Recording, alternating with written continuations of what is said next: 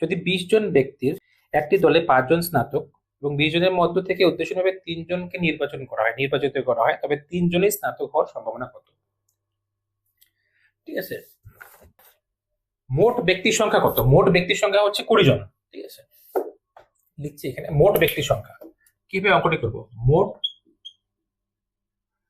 ব্যক্তি সংখ্যা। ঠিক আছে, মোট ব্যক্তি সংখ্যা কত? মোট ব্যক্তি সংখ্যা হচ্ছে 20 জন। স্নাতক সংখ্যা কতজন? স্নাতক সংখ্যা হচ্ছে 5 জন। 20 জনের মধ্যে 5 জন হচ্ছে স্নাতক, তার মানে স্নাতক নয় এরকম কতজন আছে? 15 জন আছে। ঠিক আছে, স্নাতক নয় এরকম ব্যক্তি সংখ্যা হচ্ছে 15 জন, স্নাতক নয়। তো এই 20 জন থেকে 3 জনকে আমরা নির্বাচন করব, কত রকম ভাবে নির্বাচন করতে পারবো? 20 জন থেকে 3 জনকে নির্বাচন করা যায়। 3 জনকে নির্বাচন করা যায় 20C3 রকম ভাবে।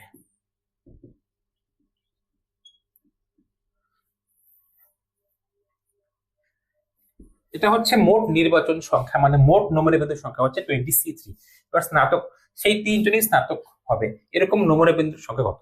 স্নাতক 5 জন আসে, তাই তো? স্নাতক 5 জন আসে, তাহলে 5 জন থেকে 3 জনকে আমরা নির্বাচন করব। 3 জনেই স্নাতক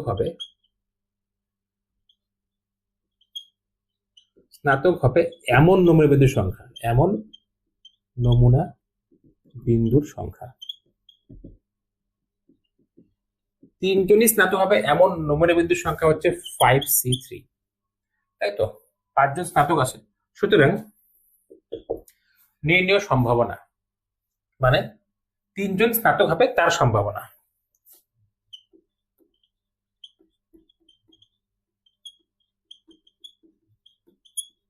তার সম্ভাবনা 3 জনই স্নাতক হবে তার সম্ভাবনা কত? সম্ভাবনা হচ্ছে 5C3/20C3। তো এটা হিসেব যদি করি আমরা, হিসেব করলে কত আসবে? হিসেব করলে আসবে 5C3 মানে ফ্যাক্টোরিয়াল 5/3 ইন্টু ফ্যাক্টোরিয়াল 2, আর 20C3 মানে factorial 20/3 into factorial 17। 5 into 4/2 factorial 3 কেটে গেছে, 20 ইন্টু 19 ইন্টু 18 ফ্যাক্টোরিয়াল 17 কাটা, ফ্যাক্টোরিয়াল 3 মানে 6। তো 5 ইন্টু 4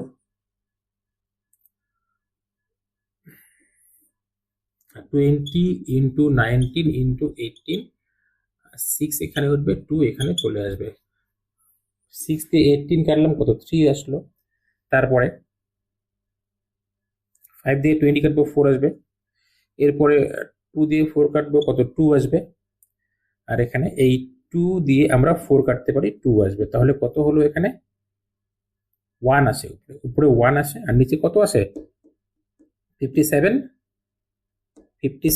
ইন্টু 2, 57 ইন্টু 2 মানে 114।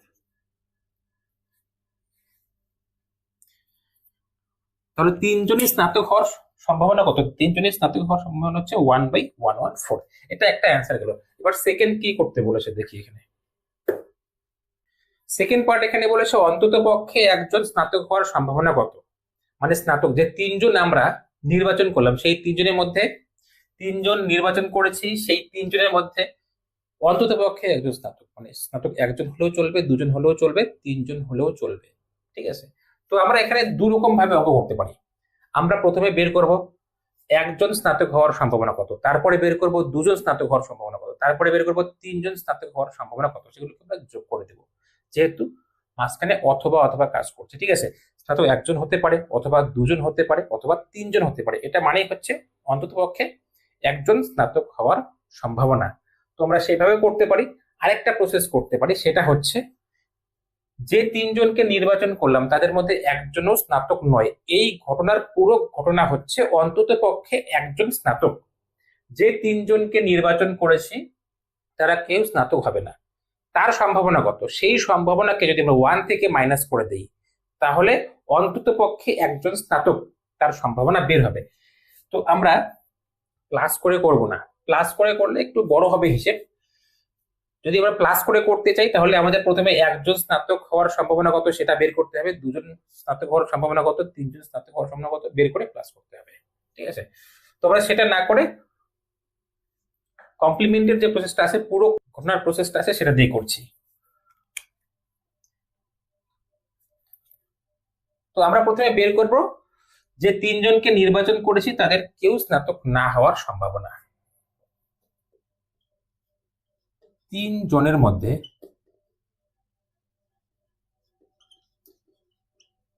কেউ স্নাতক না হওয়ার সম্ভাবনা।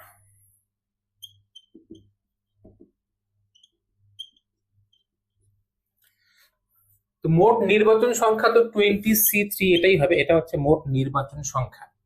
আর যে তিনজন নির্বাচন করলাম তাদের মধ্যে কেউ স্নাতক হবে না, ঠিক আছে, তো তাদের মধ্যে কেউ স্নাতক হবে না। এখানে মোট কতজন আছে, মোট 20 মধ্যে 5জন হচ্ছে স্নাতক, তাহলে স্নাতক নয় এরকম কতজন আছে, 15 আছে।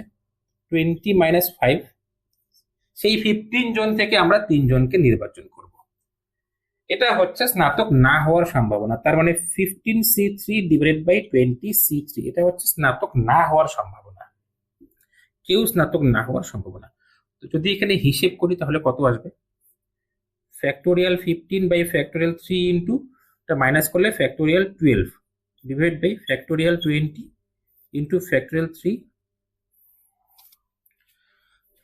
Into factorial 17। ঠিক আছে, 20 - 3 মানে 17। এই হিসেবটা আমি এখানে করছি।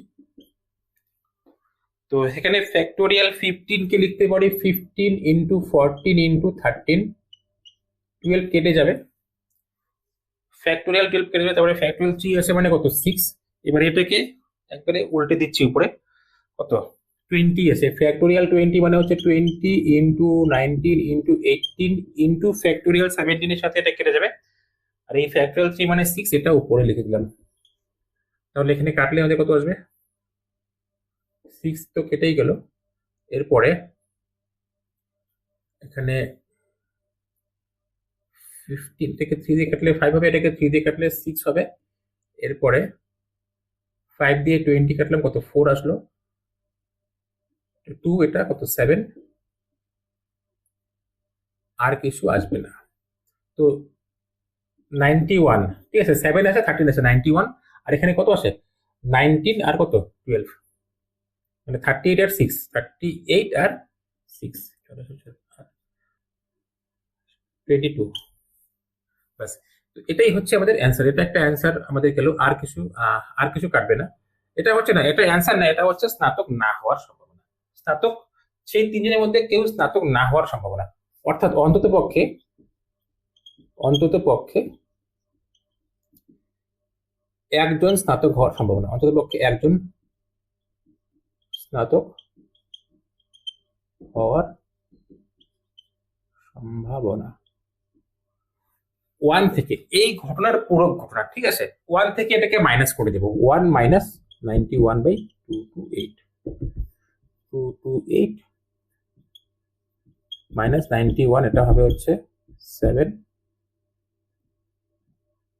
228। এটাই হচ্ছে আমাদের এখানে অ্যান্সার। ঠিক আছে, কোশ্চেন নাম্বার 13 এর 1 কি বলেছে যে 3টি পাশা একযোগে নিক্ষিপ্ত হলে 3টিতেই 6 পড়ার সম্ভাবনা কত। 3টি পাশা একযোগে নিক্ষিপ্ত হয়েছে, আমাদের মোট নমুনা বিন্দুর সংখ্যা জানতে হবে। 3টি পাশা একযোগে নিক্ষিপ্ত হলে মোট নমুনা বিন্দুর সংখ্যা হবে 6 কিউব। ঠিক আছে, কারণ একটি পাশা নিক্ষিপ্ত হলে নমুনা বিন্দুর সংখ্যা 6 হয়, যেহেতু 3টি পাশা আছে তাই 6 কিউব হবে, 6 কিউব। তো মোট নমুনা বিন্দুর সংখ্যা আমরা লিখবো, মোট নমুনা বিন্দুর সংখ্যা 6 কিউব মানে কত 216, এটা হচ্ছে মোট নমুনা বিন্দুর সংখ্যা। 3টিতেই 6 পড়বে, এরকম নমুনা বিন্দু কটা আছে, প্রথম পাশায় 6, পরের পাশায় 6, তার পরের পাশায় 6, এরকম নমুনা বিন্দু আমরা একটাই পাবো। ঠিক আছে, প্রথম পাশায় 6, পরেরটায় 6, পরেরটায় 6, 3টি পাশায় 6 পড়বে। এমন নমুনা বিন্দু, এমন নমুনা বিন্দু 6,6,6 অর্থাৎ একটি, অর্থাৎ কয়টি? একটি নমুনা বিন্দু আছে।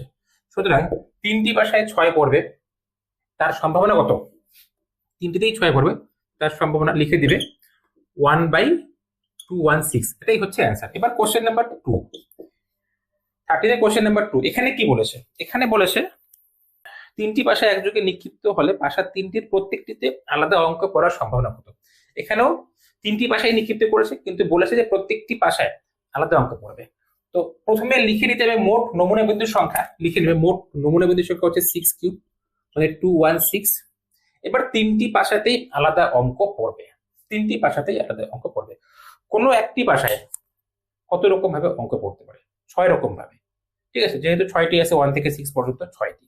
তো প্রথম পাশায় যা পড়বে দ্বিতীয় পাশায় সেটা পড়া যাবে না, অন্য কিছু পড়তে হবে।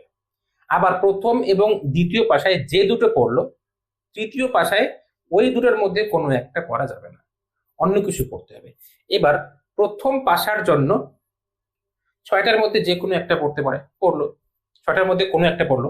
এবার 6টার মধ্যে যেটা পড়লো সেটা দ্বিতীয় পাশায় পড়া যাবে না। মানে প্রথম পাশায় যখন পড়বে তখন 6টার মধ্যে যে কোনো একটা পড়তে পারছে, অর্থাৎ 6 রকম ভাবেই পড়তে পারছে। কিন্তু দ্বিতীয় পাশায় 6 রকম ভাবে পড়তে পারছে না। কেন পারছে না? প্রথম পাশায় যেটা পড়েছে সেটা দ্বিতীয় পাশায় পড়তে পারবে না। তার মানে দ্বিতীয় পাশায় পড়ার জন্য 5টি অঙ্ক আছে, অর্থাৎ দ্বিতীয় পাশায় 5টির মধ্যে কোনো একটি পড়তে পারে। এবার প্রথম পাশায় কোনো একটা পড়লো, দ্বিতীয় পাশায়, প্রথম পাশায় 6টির মধ্যে কোনো একটা পড়লো, দ্বিতীয় পাশায় 5টির মধ্যে কোনো একটা পড়লো। এবার দুটো তো প্রথম আর দ্বিতীয় পাশায় পড়লো, এবার বাকি আছে হচ্ছে তৃতীয় পাশা, ঠিক আছে। তৃতীয় পাশায় পড়ার জন্য 4টি অঙ্ক আছে, কারণ যে দুটো প্রথম এবং দ্বিতীয় পাশায় পড়েছে সে দুটো তৃতীয় পাশায় পড়া যাবে না। তৃতীয় পাশায় পড়ার জন্য 4টি অঙ্ক আছে। তো সেই 4টি অঙ্ক থেকে কোনো একটি অঙ্ক তৃতীয় পাশায় পড়বে, তবেই আমরা বলতে পারবো যে 3টি পাশায় ভিন্ন অঙ্ক পড়েছে, ঠিক আছে। অর্থাৎ প্রথম পাশায় পড়তে পারে 6 রকম ভাবে, দ্বিতীয় পাশায় পড়তে পারবে 5 রকম ভাবে এবং তৃতীয় পাশায় পড়তে পারবে 4 রকম ভাবে। তো এটা হচ্ছে মোট নমুনা বিন্দুর সংখ্যা, না এটা হচ্ছে মানে যে ঘটনার অন্তর্গত বলেছে, যে ঘটনা বলেছে যে 3টি ভাষায় ভিন্ন অঙ্ক পড়বে, সেই ঘটনার অন্তর্গত নমুনা বিন্দুর সংখ্যা। তো 3টি ভাষায় ভিন্ন অঙ্ক পড়বে, ভিন্ন অঙ্ক পড়বে এমন নমুনা বিন্দুর সংখ্যা।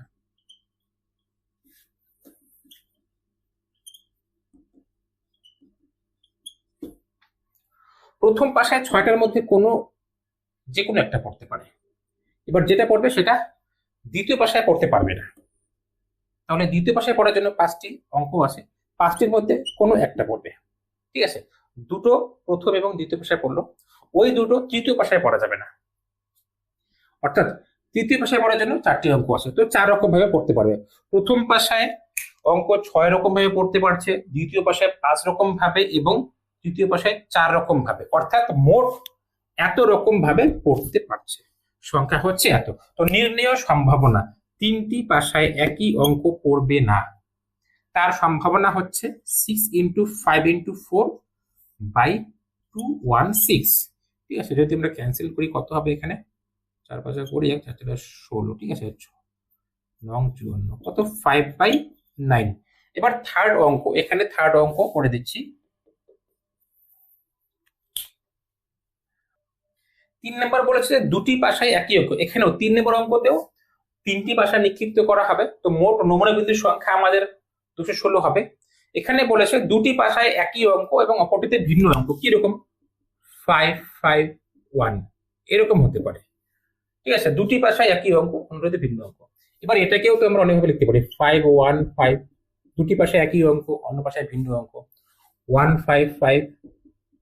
তো শুধু এরকমই যে হবে তা না, 5 5 2 হতে পারে, 4 4 2 হতে পারে, এরকম দুটি পাশায় একই অঙ্ক, অন্য পাশায় ভিন্ন অঙ্ক, কত রকম ভাবে পড়তে পারে, ঠিক আছে। এবার যে দুটি পাশায় একই অঙ্ক পড়বে সেই দুটি পাশা কোন দুটো, প্রথম দুটো নাকি প্রথম আর শেষের, নাকি শেষের দুটো, অর্থাৎ যে দুটি পাশায় একই অঙ্ক পড়বে সেই দুটি পাশাকে আমাদের নির্বাচন করতে হবে, তাই তো। মোট পাশার সংখ্যা হচ্ছে 3টি। যে দুটি পাশায় একই অঙ্ক পড়বে সেই দুটি পাশাকে আমরা নির্বাচন করতে পারবো 3C2 রকম ভাবে। যেহেতু মোট 3টি পাশা আছে, 3টির মধ্যে দুটোকে নির্বাচন করছি। যে দুটো পাশায় একই অঙ্ক পড়বে সেই দুটো পাশাকে আমরা নির্বাচন করছি 3C2 রকম ভাবে। তো দুটি পাশাকে নির্বাচন করা যায় তিনটির মধ্যে দুটি পাশাকে নির্বাচন করা যায় 3C2 রকম ভাবে।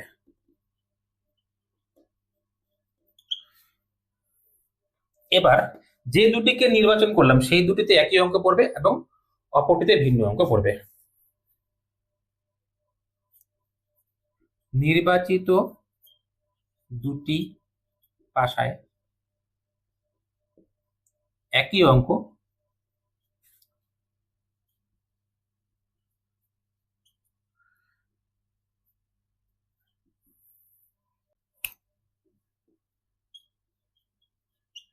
এবং অন্য পাশায়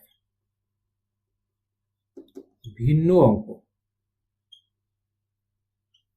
পড়বে। কত রকম ভাবে পড়তে পারে? 3C2 তো থাকবেই, কারণ 3C2 রকম ভাবে আমরা নির্বাচন করেছি, দুটো নির্বাচন করলাম, ঠিক আছে। এবার প্রথম পাশার জন্য প্রথম যে পাশাটা আসে, যে দুটো নির্বাচন করলাম সেই দুটো পাশার মধ্যে প্রথম পাশা কত রকম ভাবে পড়তে পারে। যে দুটো নির্বাচন করলাম সেই দুটি পাশার মধ্যে প্রথম পাশায় 6টির মধ্যে যে কোনো একটি পড়তে পারবে। সে 1 পড়তে পারে, 2 পড়তে পারে, 3, 4, 5, 6, 6টি যে দুটো পাশা নির্বাচন করেছে তার সেই দুটো পাশার মধ্যে প্রথম পাশায় মানে যে কোনো একটা পাশায় 6টির মধ্যে যে কোনো একটি পড়তে পারে 6 রকম ভাবে, তাই দিলাম 6 রকম ভাবে। এবার একই অঙ্ক পড়ার অন্য যে পাশাটি আছে সেই পাশায় আমাদের কত রকম ভাবে অঙ্ক পড়তে পারবে। যে দুটি পাশায় একই অঙ্ক পড়বে তার প্রথম পাশায় যেটা পড়বে দ্বিতীয় পাশায় সেটাই পড়তে হবে। ধরলাম প্রথম পাশায় 5 পড়লো, তাহলে তো দ্বিতীয় পাশাতেও 5 পড়তে হবে নাকি। যে দুটিতে একই অঙ্ক পড়বে তাদের একটি পাশে যদি 5 পড়ে পরেরটাতেও 5 পড়তে পারবে, অর্থাৎ একটি পাশায় 6টার মধ্যে যে কোনো একটা পড়তে পারে। এবার পরের পাশাটায় 6টার মধ্যে না, এই প্রথম পাশায় যেটা পড়েছে সেটাই পড়তে পারবে, সেটাই পড়তে হবে। তার মানে একটার মধ্যেই একটা পড়তে হবে। যদি প্রথম পাশায় 6 পড়ে তাহলে দ্বিতীয় এই পাশাটাতেও 6 পড়তে হবে। যদি প্রথম পাশায় 4 পড়ে এই পাশাটাতেও 4 পড়তে হবে। প্রথম পাশার জন্য রেস্ট্রিকশন কিছু নেই, 6টার মধ্যে যে কোনো একটা পড়তে পারে। এবার দ্বিতীয় পাশাটির জন্য রেস্ট্রিকশন আছে, আগেরটাতে যেটা পড়লো সেটাই পড়তে হবে, তার মানে একটার মধ্যেই একটা পড়তে হবে, ঠিক আছে। এবার অন্য যে পাশা আছে, ঠিক আছে, তৃতীয় পাশা, ওই পাশায় ভিন্ন অঙ্ক পড়বে। ওই পাশায় এই দুটোতে যে অঙ্কগুলো পড়লো ওগুলো পড়বে না, ভিন্ন পড়বে। তো এই দুটোতে যে অঙ্ক পড়লো সেটা একটাই অঙ্ক, তাই না। 5, 5 হতে পারে, 6, 6 হতে পারে, 2, 2 হতে পারে, এরকম। তো সেই একটা অঙ্ককে বাদ দিয়ে বাকি আরো 5টা অঙ্ক আছে, সেই 5টা অঙ্কের মধ্যে কোনো একটা অঙ্ক আমাদের কি তৃতীয় পাশায় পড়তে পারে। তো তৃতীয় পাশায় পড়তে পারবে 5 রকম ভাবে। তো এটা গেল আমাদের দুটি পাশায় একই অঙ্ক এবং অন্য পাশায় ভিন্ন অঙ্ক করার নমুনা দেশ, মানে নমুনা দেশ বলতে নমুনা বিন্দুর সংখ্যা আর কি, এত রকম ভাবে। তাহলে নির্ণয় সম্ভাবনা আমাদের কত হবে? নির্ণয় সম্ভাবনা মানে দুটি পাশায় একই অঙ্ক এবং অন্য পাশায় ভিন্ন অঙ্ক পড়বে তার সম্ভাবনা কত। মোট নমুনা বিন্দুর সংখ্যা কত? 216 হচ্ছে মোট নমুনা বিন্দুর সংখ্যা। আর ঘটনার অন্তর্গত নমুনা বিন্দুর সংখ্যা হচ্ছে 3C2 ইন্টু 6 ইন্টু 1 ইন্টু 5। তাহলে এখানে 3C2 মানে হচ্ছে 3 ইন্টু 6 ইন্টু 5, 216। এটাকে 6 দিয়ে কাটলে কত? 36 হবে। 3 দিয়ে কাটলে 12, অর্থাৎ কত? 5/12 হচ্ছে আমাদের অ্যান্সার। ঠিক আছে, এটাই কমপ্লিট এখানে।